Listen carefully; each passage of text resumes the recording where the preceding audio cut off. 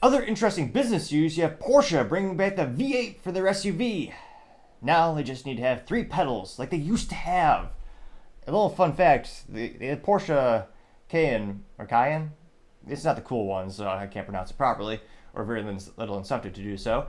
But they actually had a V8 SUV in the 2000s era with a stick shift.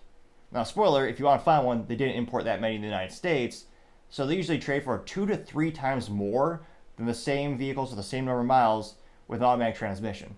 So believe it or not, it's not just a fantasy. Those things do exist. They're unobtainium. I've seen them on the market a couple times throughout my life. And granted, given my family or lack of family position in my life, I don't need an SUV. But I always joke, if I ever do have a need for an SUV, it's going to be probably one of those quote unquote vintage Porsches with a stick shift with a V8. Subsequently, they did bring back a stick shift for the V6. I believe it was 2015 or 14-ish era. But again, I mean, come on now. You want a little more power. Now, this is interesting because, I mean, again, like all these big automotive companies now said, oh yeah, we're going to go all in on the EVs. That's what the consumers want. That's what the governments are bullying them to do. And some consumers want. I'm not saying nobody wants an EVs. There are people who are EV enthusiasts. There are customers out there. I don't think that's the majority of the market. And I don't think those people can necessarily do math in terms of long-term ROI or investment. Really, to me, it only makes sense if you rent an SUV or lease an SUV. But that's an EV, but partially digress. Porsche, again, they were one of the companies that said, oh yeah, we're going to have the new SUVs going to be EV only. And their sales precipitously crashed. Because, obviously. Now, this comes to us thanks to Dave Edmonds over at Car and Driver, and they know that specifically, quote, 2024 Porsche Cayenne S Coupe tested, the V8 returns. And they note that engine downsizing in the name of fuel efficiency has been the order of the day for some time. The Porsche Cayenne S has been not immune from this trend. The burly 4.8-liter V8 it once offered was displaced by a twin-turbo 3.6-liter V6. Partially through the second generation, the shrinkage continued with the twin-turbo 2.9-liter V6 when the third-gen 2019 Cayenne S debuted. They say power nevertheless ratcheted up during this progression, as did the fuel economy. Which, yes, but people always forget a lot of the engineering put into vehicles these days is not about you or the longevity of the vehicle, it's about the EPA. So yeah, the engine is going to be kind of like cylinder deactivation. Great for for the short term thinking of the environment and for the government mandates, but in terms of the longevity of the vehicle, no, it's not great for you or your pocketbook. And that's why I'm not a fan of having these huge trucks with small turbo V6s. Again, I know it will make the power or even more power in some cases than the traditional V8, but also have to work a lot harder. Now, they note that the 2024 Cayenne S will bring all that to the halt, return to the V8. And this time it gets a twin-turbo 4-liter, less powerful version of the Cayenne Turbo E hybrid and the GT's V8. It still makes a hefty 468 horsepower and 442 foot-pound torque, and makes this Cayenne S the most powerful to date. Now, of course, this is the part that no one gives a damn about, except the government.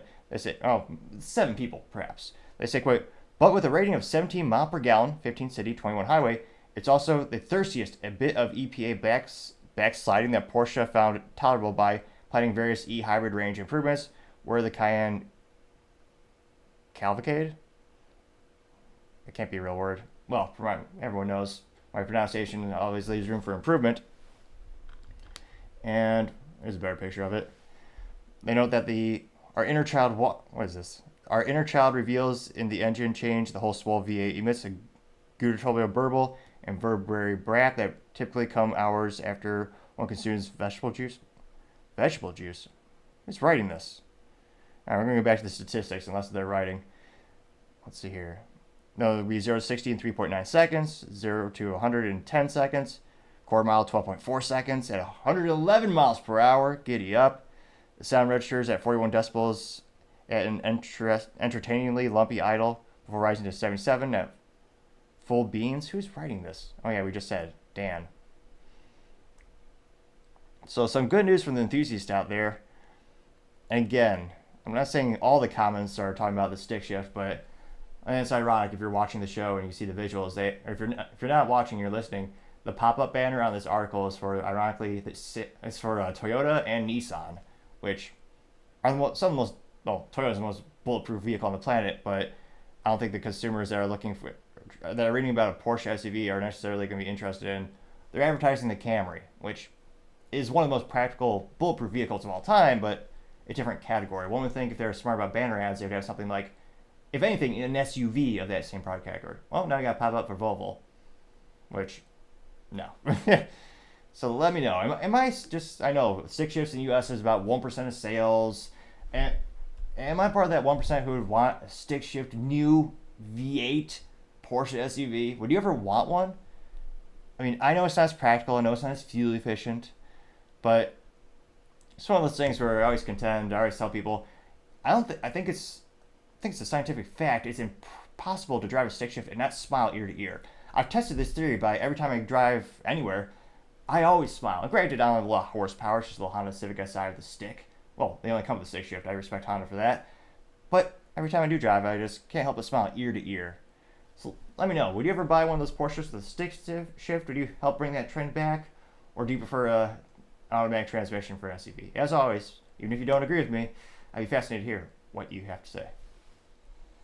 Thank you, everyone, for taking the time to tune in. Again, we're trying to get to 4,000 subscribers by the end of the month, so if you could click that button, I would greatly appreciate it. Also, leaving a thumbs up, thumbs down, or comment is a great way to give me some additional feedback, letting me know how I can make the show better and better. Lastly, don't forget to take the time to tell your family, tell your friends, tell your coworkers, heck, tell your enemies, tell anyone and everyone. Just stay safe, fight the good fight.